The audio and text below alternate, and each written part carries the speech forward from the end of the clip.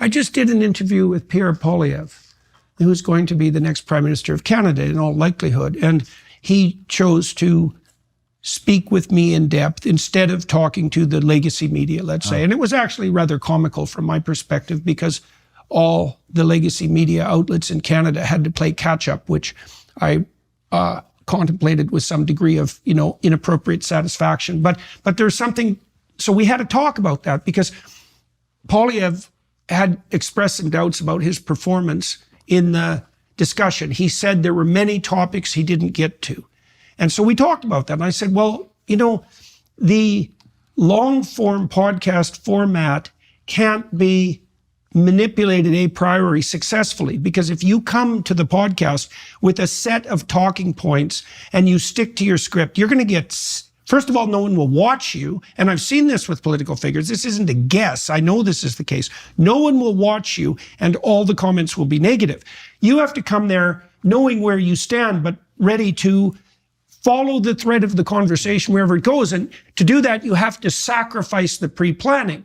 Okay, so then we might look into that more deeply, and we might say, well, now that video is predominating, let's say, over the written word, that means that might mean the reemergence of something like spontaneity over propaganda. Like, that could be the case, because the new media forms do prioritize spontaneity instead of preparation. Now, you can see that as a technological shift.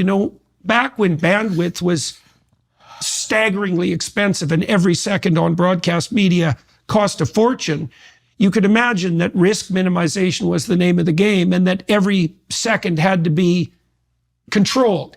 But that restriction is no longer present, even at all. And so what that might mean, and that's what you're referring to, is that an entirely new form of political discourse might emerge, and that people who are capable of generating a certain degree of perspicacity and wisdom spontaneously are going to be prioritized over those who have a bent towards incentivized or instrumental manipulation. I mean, Poilievre could do that, right? He had a conversation with me. He got no questions ahead of time, none. And he was willing to go along with that. But it is really a completely different way of, now we've been talking to Democrats too, trying to get them on the podcast circuit.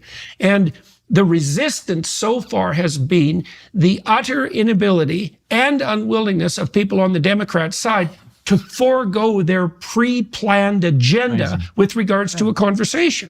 Right. Some time ago, you said we were entering this era of new kings. You said, I don't know when you started saying it, but you said it to me about a year ago. New kings, you said, and I clocked it and thought it was interesting. And now we're sort of seeing how that's playing out. The boundaries are shifting, kind of a sort of cybernetic gerrymandering as the space moves beyond geography and into something more conceptual, yet actual, in so much as it can be administrated and it can be controlled. Now, to your point about spontaneity, I wonder if it's in any way ultimately distinct from the sort of Socratic idea that the spoken word had a distinct authenticity from the written. I agree. Word. Well, and it was Socrates who decried that, if I remember correctly, right? He was afraid that if the written took primacy, that the concretization of thought would eliminate. I mean, I think Foucault wrote about that, as a matter of fact, in favor of Socrates' proposition that the spoken should take priority over the written. But it does have something to do with this paradoxical relationship between propagandizing and pre-preparation.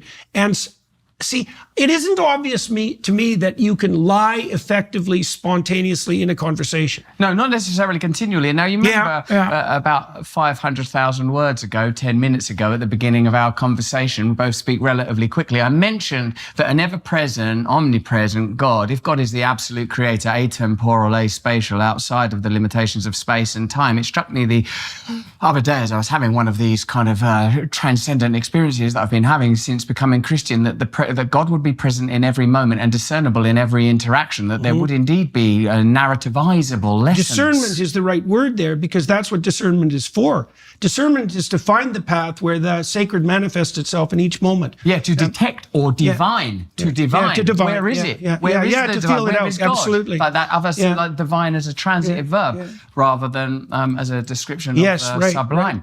Yeah. And when to your point about how now you said that thing about new sovereigns ages ago, and I said ages ago after reading Martin Gurri's book The Revolt of the Public that there was an inevitability that independent media and the way that it Martin Gurri saw this much earlier than any of us. He saw whoa, Napster, what that's done to the record industry. How's that going to play out? Wait a second. And then he saw Arab Spring, Occupy movement, Brexit, Trump, watching how institutions are unable to adjust to the new thermals and the new contours that emerge with this sudden, impactful and incursive instantaneous communication. I said, as an occupant of new media spaces like yourself, how long is it before inevitably the independent media and a new form of independent politics coalesce, align, and emerge? We're seeing it now, that it will become so porous as to be to be without distinction.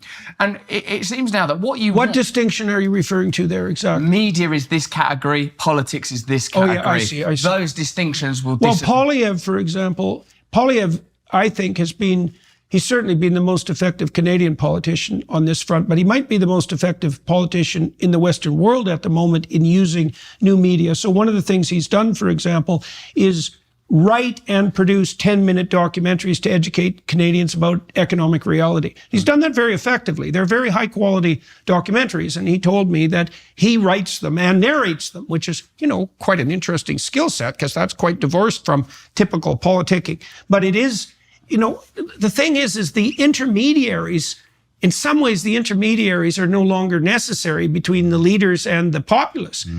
This is something that the MAGA and the MAHA types are trying to work out right now from a strategic perspective. It's like, we now have the opportunity to communicate directly to the public at indefinite length, right? Because also the technological constraints that made everything compressed into a 30-second soundbite, that's gone. And so then Poilievre has been very effective at just talking directly to the Canadian public, and that's why he won the Conservative leadership. And it's part of the reason, along with Trudeau's catastrophic failure, that he's going to be the next prime minister. But it is a sea change, and it is driven, in large part by this technological transformation.